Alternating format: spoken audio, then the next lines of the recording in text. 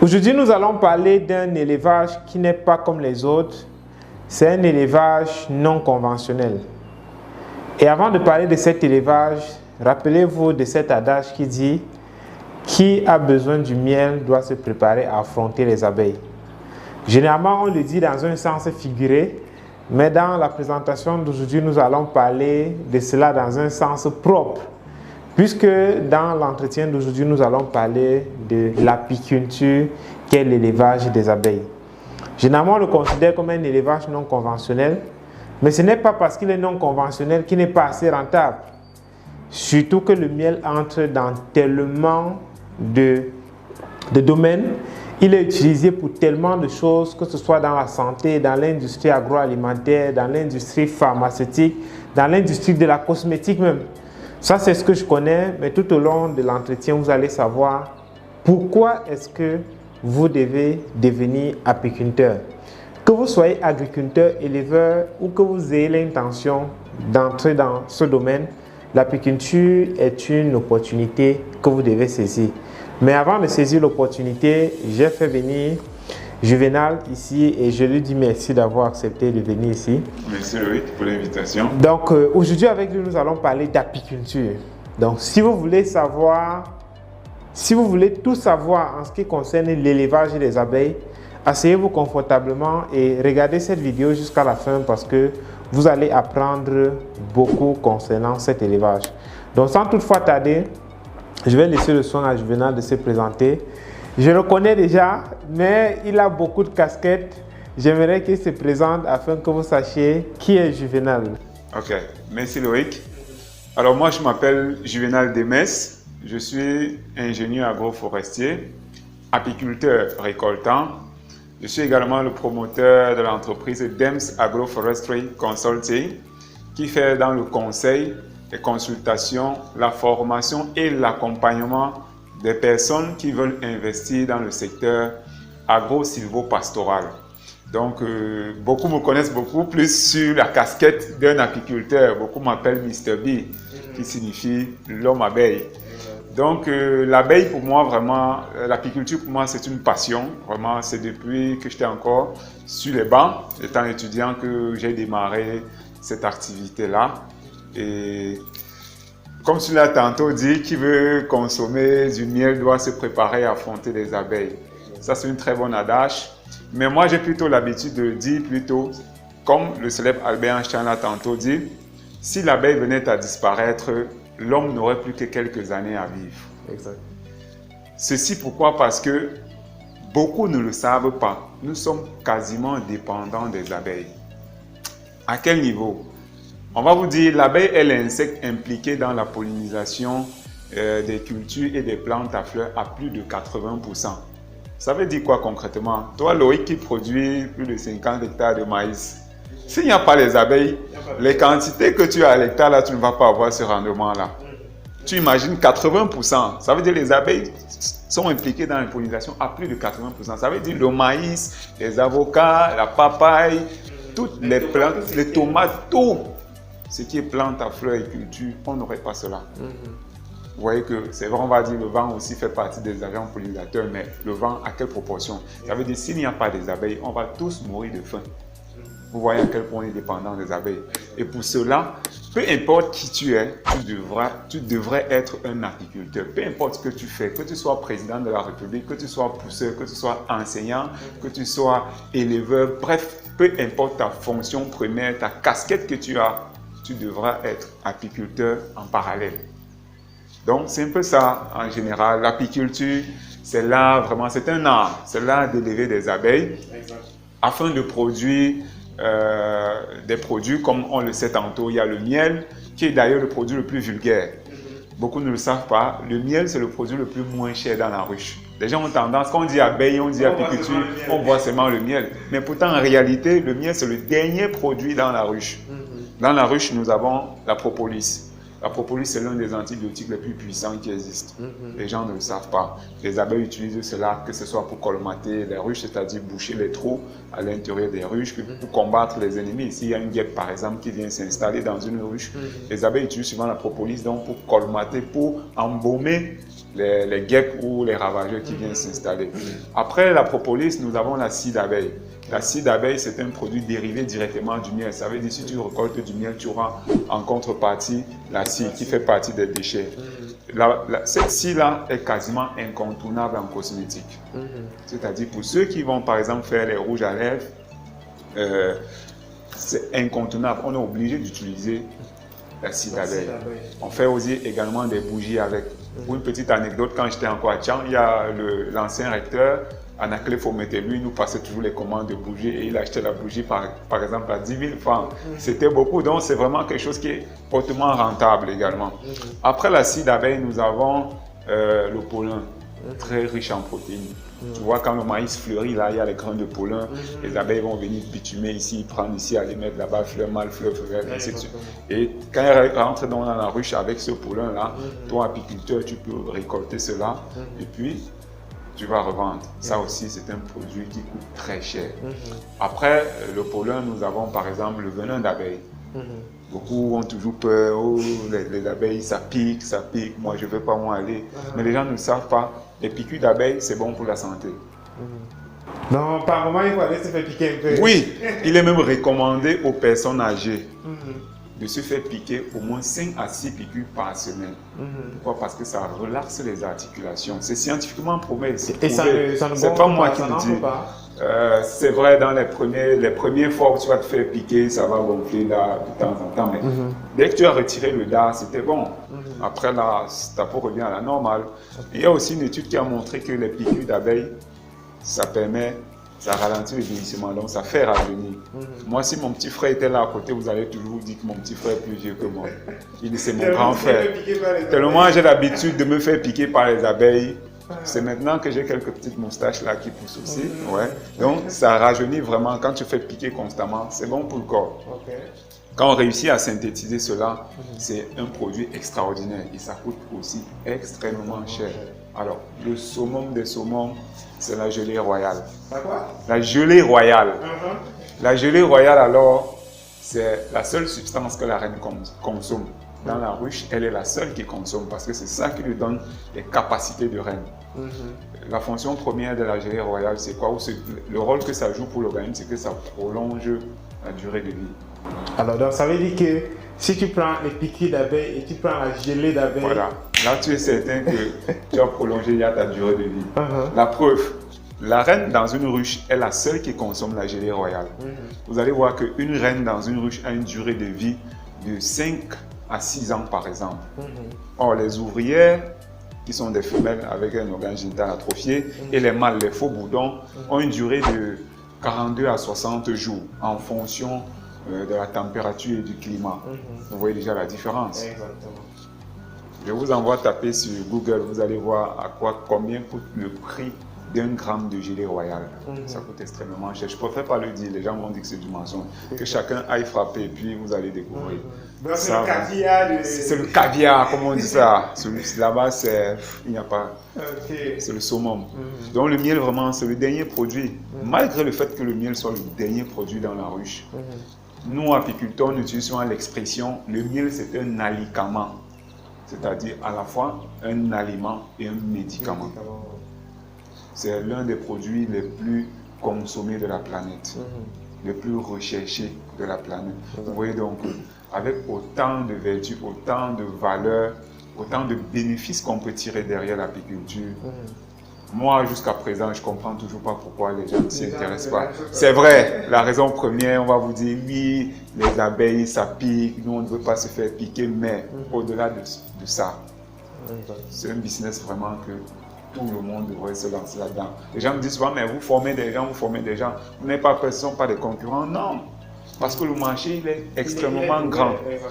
Pour la petite anecdote, il y a de cela quelques mois, il y a un Marocain qui m'écrit, il a pris mon contact sur ma chaîne YouTube, il m'écrit, oh, je veux du miel. Je dis, bon, je n'ai pas géré. Et après 2-3 jours, il a fait un appel vidéo. Mais depuis, je vous dis que je suis un client sérieux, moi je veux du miel. Je suis apiculteur comme vous. Je suis au Maroc, je produis aussi du miel, mais là où je suis, ma demande est exponentielle. Je n'arrive plus à tenir. Là maintenant, je cherche les confrères africains chez qui on peut produire. On a su le marché. Il m'a dit, mon frère, est-ce que tu es capable de me livrer 1,5 tonne de miel toutes les semaines? Toutes les semaines. Là, tu mets ton téléphone sur votre silencieux. Alors, j'ai d'abord un peu fait comme si la connexion a dérangé. J'ai d'abord un peu raccroché. Là où je m'assois, je dis, mais 1,5 tonne. C'est pas possible. Là, je peux m'arranger pour cette semaine. Je lui livre 1,5 tonne. La semaine prochaine, je fais comment? Et la semaine d'après, je fais comment? Et l'autre semaine, ainsi de suite. Pour dire quoi, c'est la demande, elle est vraiment... Elle est là. Elle est là. Elle est là. Et chaque fois, on fait des conférences gratuites, on sensibilise à travers les réseaux fatigués, mais les gens sont toujours réticents. Mais pourtant, c'est un business qui est vraiment très intéressant. Disons que j'ai l'habitude de dire que pour ceux qui lisent la Bible, on dit souvent la moisson est grande, mais il y a très peu d'ouvriers. Donc, mais je crois que étant dans le domaine, il faut que on puisse, comme tu as dit déjà, commencer à former les gens, à créer un réseau. Exact. Pour que même demain, quand les autres vont produire, qu'on puisse ensemble avoir un marché. Parce que seul, on ne peut pas. Donc maintenant, qui peut devenir apiculteur? Le profil. Ouais. Est-ce qu'il y a des prérequis pour devenir apiculteur? Alors, qui peut devenir apiculteur? En réalité, l'apiculture est une activité fascinante. Pour être apiculteur, il n'y a pas de restriction d'âge, ni de sexe, ni de religion. Ça veut dire, même ton fils qui a 5 ans peut devenir apiculteur. Toi-même, Loïc, tu peux devenir apiculteur. Notre maman à la maison peut devenir apiculteur. Tout le monde, sans exception, peut devenir apiculteur. On ne va pas dire, même si on est allergique aux piqûres d'abeilles, si une abeille vous pique là et que votre visage entre, là, vous savez que vous êtes allergique aux piqûres d'abeilles. Mais ce n'est pas comme si quand on va au rucher, on va comme les pygmées en forêt. Bon, il y a des combinaisons de protection bien adaptées où vous n'avez pas besoin de vous faire piquer. Ça veut dire tout le monde, sans exception, que ce soit en âge, que ce soit le sexe, que ce soit la fonction qu'on fait ou l'activité principale qu'on a, on peut devenir apiculteur en parallèle. Pourquoi? Parce que l'apiculture, ce n'est pas une activité, par exemple, comme l'élevage des poulets de chair où tu as besoin d'être là matin, midi, soir. Non. La preuve, je suis bien ici avec toi. Mes abeilles sont à Bafia, mes abeilles sont à Melon, mes abeilles sont à Tchang en train de travailler sans problème. Donc, je suis là. En fait, quand tu parles, je pense aux gars qui mettent leur argent dans les marketing, les réseaux et tout ça.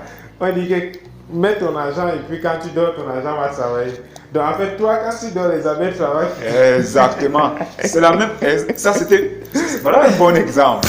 Donc, pour ceux qui font le marketing des réseaux, ils te disent, viens me donner 400 000 après. Non. Les abeilles. L'apiculture, tu fais le même système, sauf que ce sont les abeilles qui travaillent pour toi. Et tu as beaucoup d'ouvriers. Tu as beaucoup d'ouvrières, des milliers d'ouvrières, des milliers d'ouvrières. Parce que ce sont elles qui font tout le travail. Tout ce que tu as à faire, c'est de venir une fois par mois ou tous les 2 ou 3 semaines. Tu vérifies s'il n'y a pas d'attaque. Si les herbes ont poussé, tu défriches là. En grande partie, c'est juste ça l'activité. On a encore la chance dans notre contexte où on ne nourrit pas les abeilles comme on le dit concrètement. Parce qu'on a encore des écosystèmes, une diversité floristique importante.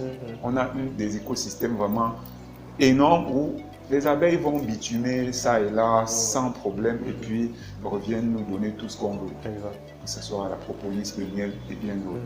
Donc vraiment, on peut dire l'apiculture, c'est le marketing des réseaux version 15.0. Exactement. Mais l'autre de façon exponentielle. De façon exponentielle, parce que là, vous n'allez jamais venir un matin, on va vous dire que oui, ça a fermé. Exactement, les abeilles. Jamais. Parce que là, les abeilles seront toujours là.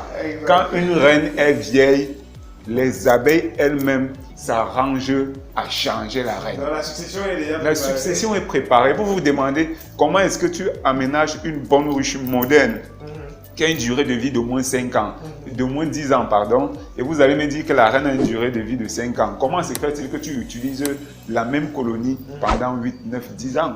Effectivement, c'est parce qu'il y a changement de reine. Donc tu vois que tu es seulement là en observateur. Et moi j'ai l'habitude de dire, nous les apiculteurs en réalité nous ne sommes que des petits voleurs. Parce que comme elles font tout, tu viens après, tu voles ton miel, tu voles ce que tu as volé, tu te tournes, tu pars. Et ils disent que ouais, ils continuent le travail. D'accord, Juvenal, vraiment, c'est assez intéressant. Maintenant, si moi, Loïc, moi, je veux devenir apiculteur, comment je me forme? La première des choses pour devenir apiculteur, je ne l'ai pas dit tout à l'heure, la première des choses, c'est de se faire former. J'ai l'habitude de le dire. Devenir apiculteur ne s'improvise pas, mais il est capital d'acquérir un minimum de connaissances. Acquérir un minimum de connaissances, c'est se faire former. Si vous êtes à distance où il n'y a pas de possibilités pour que vous veniez vous faire former en présentiel, nous avons organisé des formations que nous avons faites en ligne sur la plateforme Sekucha. Allez sur la plateforme Sekucha, vous allez voir la formation, plus de 3h30 de formation théorique et pratique en apiculture. Après cela, il y a un accompagnement qui est fait, que ce soit si vous vous lancez sur votre site, on vous accompagne, que ce soit à distance ou en présentiel. Ça, c'est la première des choses. Dans la mesure où vous pouvez venir sur place, on vous forme. On fait également des formations sur place, en présentiel. Donc ça, c'est très important. Pourquoi? Parce que, pour la petite anecdote encore, le mois passé, j'ai été contacté par une dame qui vit en Allemagne. Elle me dit, ok, j'ai vu sur votre page YouTube, ainsi de suite, vous faites dans l'apiculture. J'aimerais que vous allez visiter mon site dans un département au pays. Alors, je m'en vais et je fais la descente sur le terrain. Je me rends compte que la dame a démarré l'apiculture avec pratiquement plus de 100 ruches bien comptées. Sur les 100 ruches bien comptées, même une colonie, il n'y avait pas. Elle n'avait pas réussi à capter un essaim d'abeilles.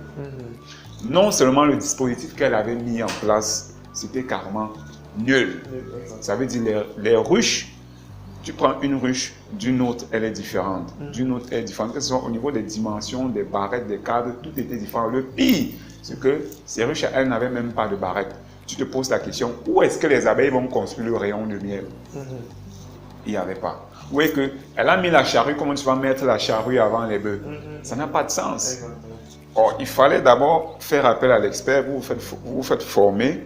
À défaut, on forme votre personnel sur place. À défaut, vous achetez des ruches ou on accompagne votre personnel à la construction des ruches sur place. Moi, particulièrement, je ne conseille pas, dans notre contexte africain, personnellement, je ne conseille pas à quelqu'un de démarrer avec pratiquement 100 ruches ou plus de 50 ruches. Ça n'a pas de sens. Ça n'a pas de sens. Pourquoi? Parce qu'on n'est pas, par exemple, chez nous, comme en Europe ou en Occident, où lorsqu'on décide de démarrer en apiculture, on peut directement aller acheter 100 ruches et acheter 100 reines. Parce qu'une colonie est représentée par la reine. Ça veut dire quoi? Ici, chez nous, on n'est pas encore très avancé avec l'élevage des reines. Et c'est ça qui fait vraiment l'apiculture. Si on développe vraiment ce secteur-là, l'élevage des reines, tu peux démarrer même avec une ruche, il n'y a pas de problème. Or, ici, chez nous, on capte encore les essaims dans la nature. Ça veut dire, tu construis les ruches, tu charmes les ruches, tu poses, tu pries le Saint-Esprit et puis tu attends que la ruche vienne. La ruche est habitée. Et c'est là où l'activité démarre. Certes, il y a des critères à prendre en compte, que ce soit pour le choix du site, que ce soit de l'installation. Pour ceux qui vont suivre la formation, vous allez bien suivre cela en détail et puis vous allez mieux comprendre. Donc c'est un peu ça, de façon globale. Oui, oui. Donc, et je tiens à préciser que la formation qu'il a sur Sekucha est l'une des formations que j'ai le mieux appréciée. Parce que c'est difficile de voir une formation en ligne qui allie la théorie et la pratique. Et en suivant la formation, vous avez l'impression d'être là. Donc, et l'avantage aussi, c'est que sur la plateforme, on a un intranet donc avec lequel vous pouvez communiquer directement avec Juvenal. En fait, c'est comme une salle de classe virtuelle. Exactement. Et peu importe le pays du monde où vous vous trouvez, vous pouvez vous faire former en apiculture. Donc, aujourd'hui, il est question qu'on avance ensemble. Donc, nous qui avons des compétences dans nos différents domaines, on les met donc à votre disposition pour que vous puissiez les acquérir. Donc, à la fin de la vidéo, si vous êtes intéressé, et je pense que c'est le cas par la formation en apiculture, n'hésitez pas d'aller prendre ces formations parce que c'est le meilleur moyen pour vous de pouvoir maîtriser cette activité.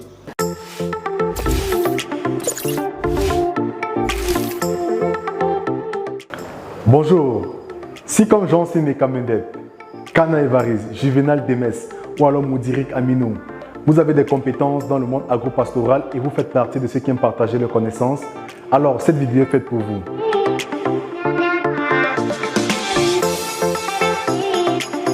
Sekucha.com, la première plateforme de formation en ligne spécialisée dans les métiers d'agriculture et d'élevage, vous offre la possibilité de partager vos connaissances tout en gagnant de l'argent. Alors, comment ça marche? Rendez-vous sur le site web Sekucha.com. Créez simplement votre compte formateur. Enregistrez votre formation, mettez-les en ligne et recevez vos commissions tous les mois. Alors, qu'attendez-vous pour rejoindre la plus grande communauté de formateurs en Afrique?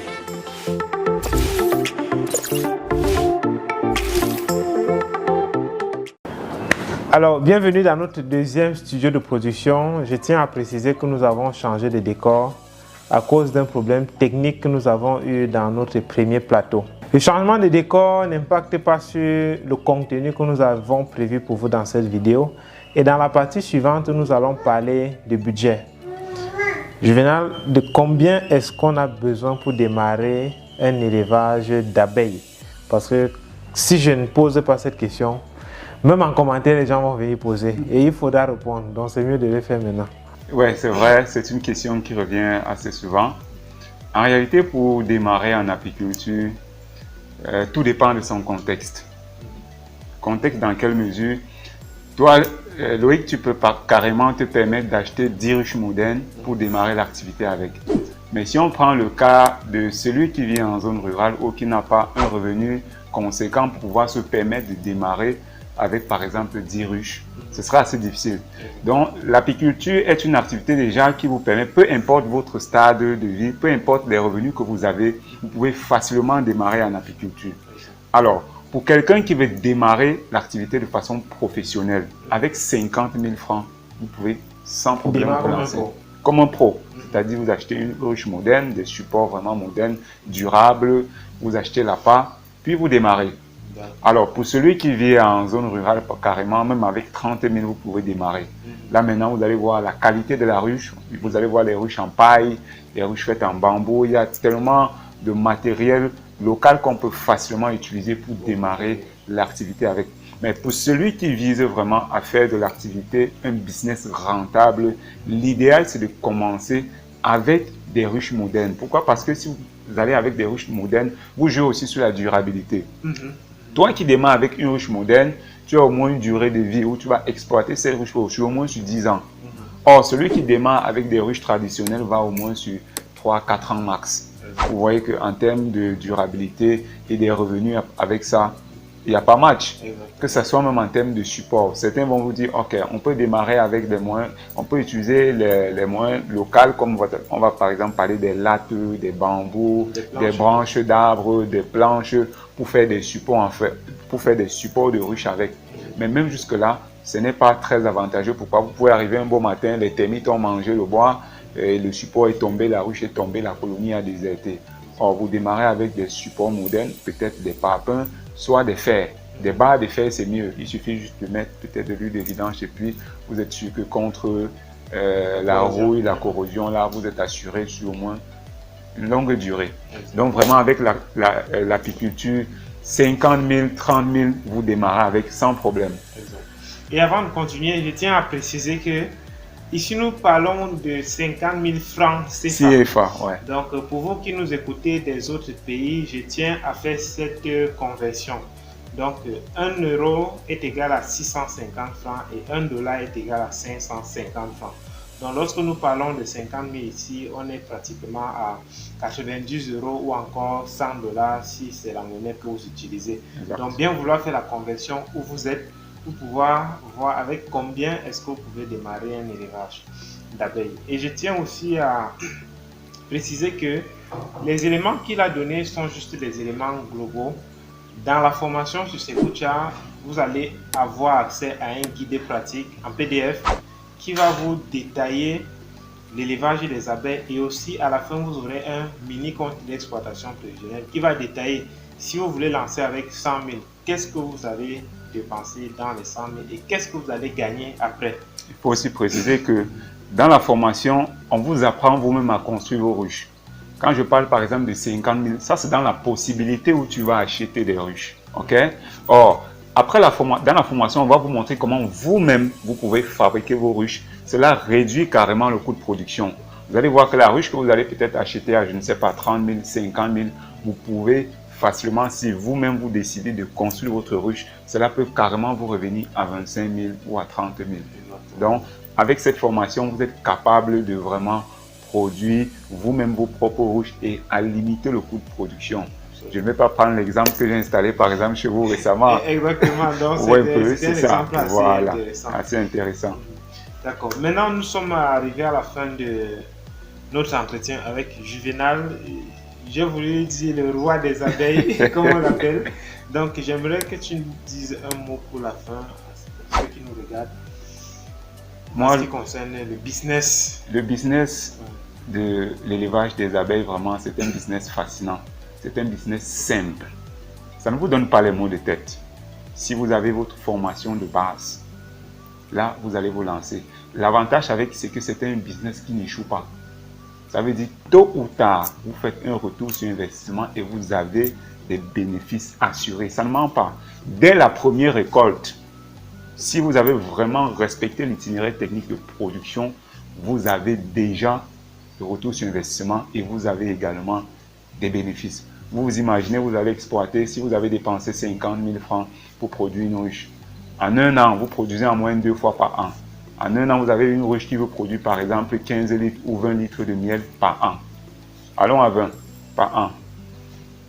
Le litre de miel, couramment ici chez nous, on le vend à 3 000 francs CFA en fonction des zones et de la qualité du miel aussi. Vous êtes déjà à 60 000. Ça, ce n'est qu'en termes de miel. On ne parle pas de scie d'abeille, on ne parle pas des autres produits, des sous-produits de la ruche. Donc, vous voyez que les années qui suivent, vous nagez juste dans le bénéfice, ainsi de suite. Chaque année, vous nagez dans le bénéfice et vous pouvez décider ainsi d'augmenter votre cheptel chaque année au fur et à mesure. Et la vie est belle.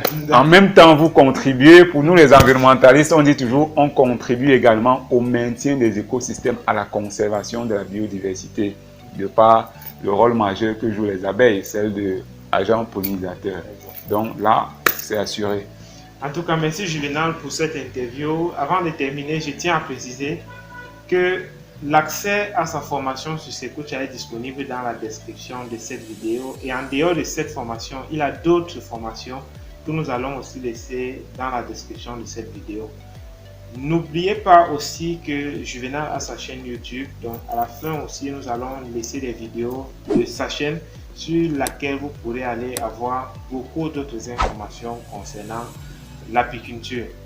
Donc allez-y sur secocha.com ou cliquez sur le lien que nous laissons en description de la vidéo pour accéder à sa formation et aux multiples formations qu'il a mis sur Secocha afin que vous puissiez être prêt lorsque vous voudriez vous lancer. Merci encore Juvénal. Merci Loïc. Donc on se dit rendez-vous au sommet. Rendez-vous au sommet. Okay.